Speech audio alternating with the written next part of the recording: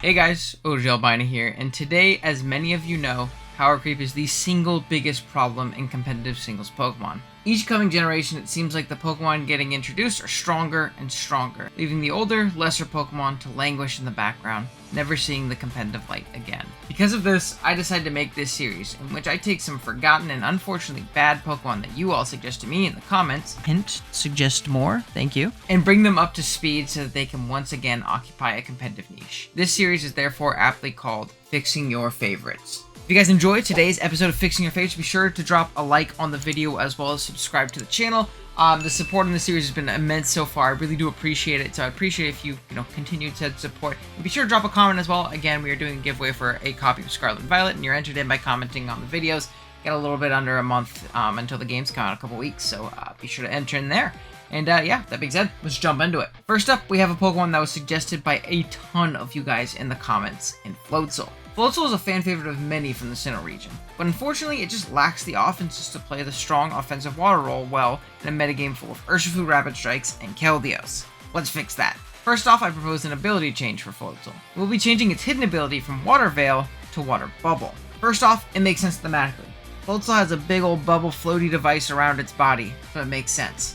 Secondly, it would make it an insane wall breaker. There's only one other line with the ability Water Bubble and the Araquanid line. Araquanid has a base 70 attack. I bet you didn't know that. Why?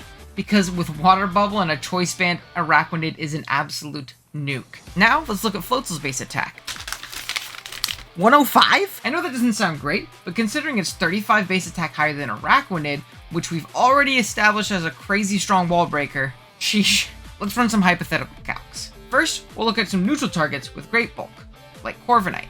That is 62% minimum to Fizz-Def Corviknight. And if it's Spadef Corviknight, you actually have an incredibly high chance to OHKO it after rocks. Next, we'll look at Mew. Max HP Mew? Yeah, another OHKO after rocks. Even extremely bulky water resist like Tapu Fini just straight up get 2-hit KO'd after rocks. This Pokemon will become a wall-breaking menace with Water Bubble, and it also keeps the immunity to Will-O-Wisp like Water Veil has. The last buff I would give this mon is the addition to Flip Turn to its move pool, allowing it to grab momentum on its very telegraphed switch-ins. Boom, Floatzel doesn't suck anymore. Next up is another fan favorite, constantly asked for in the comments, in Heatmor? Hey man, if you like it, you like it. And this is the reason we have one of the most fire Pokemon Cypher lines of all time. Shout out to J-Wits. Let's see if we can make our Anteater friend a bit more viable. Heatmor has some great mixed offensive capabilities. It's just so dirt slow. And its defensive typing and stat spread doesn't help it out much in that department. So I will first be proposing a 20 base speed buff up to base 85. This speed isn't anything crazy to write home about, but it's fast enough to function as a solid wall breaker. I mean, look at Nidoking. Next up, we'll be giving Heatmor a new ability of my creation. One of Heatmor's defining traits is its access to Fire Lash, a base 80 power physical fire type move that has a 100% chance to drop the target's defense. To emphasize this great move, we'll be creating a new ability called Whiplash, which will boost the power of Whip or Lash-like moves by 20%. This, on top of adding Power Whip to its move pool for bulky waters, will make Heatmor an insane wall breaker in specific matchups. The power boost to Fire Lash will already be great on its own, but if you take the add-on effect of a guaranteed defense drop, this Pokemon becomes near unguardable. Next up, we have our second resident Kalos Dragon in Noivern. We fixed up Goodra in a previous episode. Let's do the same for Noivern. Don't get me wrong, Noivern is a very solid lower tier Pokemon. It has incredible speed and a great move pool, boasting a great stab combination, fire covers for steals, U-turn, taunt, defog, super fang, and much, much more. But the 12-year-old brain I have wants to see every dragon be a broken OU monster, so that's what we'll be doing here. As I mentioned before, Noivern has almost all the tools it needs to succeed competitively, but it does lack a bit of raw power.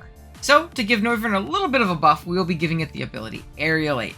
This will turn all of its normal moves into flying type moves and give them a small buff. Noivern will now be able to utilize a stab, Aerialate boosted 140 base power, 0 drawback boom burst and destroy anything that doesn't resist flying. With a choice specs, this is a certified 2-hit KO and OHKO machine. I mean, look at this Spadef Clefable calc.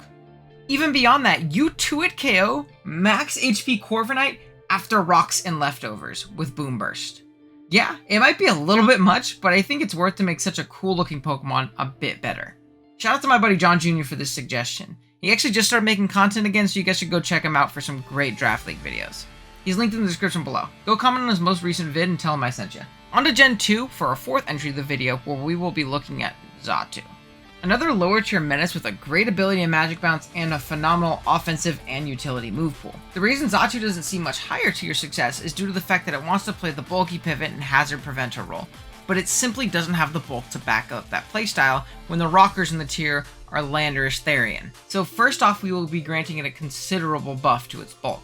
I would like to add 20 BST to its HP, defense, and SPDF. This move would buff it up to a spread of 85 HP, 90 defense, and 90 SPDF. With bulk like this, you wouldn't have to second guess switching on the hazard setters just as much, and it would serve much better as a ground immunity and fighting check. My second proposal is actually an ability change. No, we wouldn't be dropping Magic Bounce as it's a great ability, like we mentioned. We instead will be buffing the useless early bird ability for the amazing Magic Guard. With this, it wouldn't be forced into boots for longevity any longer, allowing you to utilize resist barriers like Colbert and Chardy much more often. It could also much more viably wear a Rocky Helmet to punish physical attackers. On top of that, we could even see Life Orb Magic Guard sets pop up with its access to great coverage and Calm Mind. With a Life Orb and Magic Guard, Xatu could become a certified stall breaker as well. It also keeps its pseudo-invulnerability to status ailments like Poison and Burn. In fact, it's even a bit better because it wouldn't be pestered by Skull Burns or Sludge Bomb poisons. On to our last project of the day, Swalot. Yes, Swalot is a real Pokemon, I did not just make him up. All jokes aside, I really do like this guy. He has a charming design and a great move pool. It just does nothing of note. We're gonna add some fun little additions to not make him broken, but at least make him viable in the lower tiers. As I mentioned, Swalot has a great offensive move pool with a measly base 73 in both of its attacking stats. We'll be adding base 20 to each of those attacking stats so it can more aptly use its Earthquake and Elemental Punch coverage. It also has a solid base 100 HP stat, but I'd like to buff its defenses from base 83s to base 93s as well. It's a lot of bulk, but it doesn't have any reliable recovery, so I don't feel like it'd be too crazy. In fact, its best form of recovery is through berries, which can be utilized with its Gluttony ability. Slap on an Iapapa berry and you have a good chunk of recovery coming your way when you hit below half HP. Only issue is it doesn't have Recycle, so it has no way of getting that berry back. So we'll be adding Recycle to its move pool. We'll also be adding Poison Jab to its arsenal, as there's no reason for it not to have it, and it gives it a more reliable physical Poison Stab option. Again, this Pokemon is still far from OU usage, but now it at least has the opportunity to build a lower tier niche as a solid tank with either Gluttony plus Berries, or even an Assault Vest set. Thank you guys so much for watching episode 5 of Fixing Your Favorites. Another really fun one. Continue to suggest these in the comments to me. I'm picking the ones I see the most, or ones that look a lot of fun to me. But even if you've commented before and I haven't used it again, comment it. I will see it eventually. There's so many Pokemon that you guys are suggesting to me, and I'm trying to get to them as many as I can as we go along. But I'm having a lot of fun with the series, and again, I really do appreciate the support on them thus far. It's been insane. Really fun. So thank you guys so much for watching. Drop a like if you enjoyed, sub if you're new, and I'll see you guys in the next one. Later.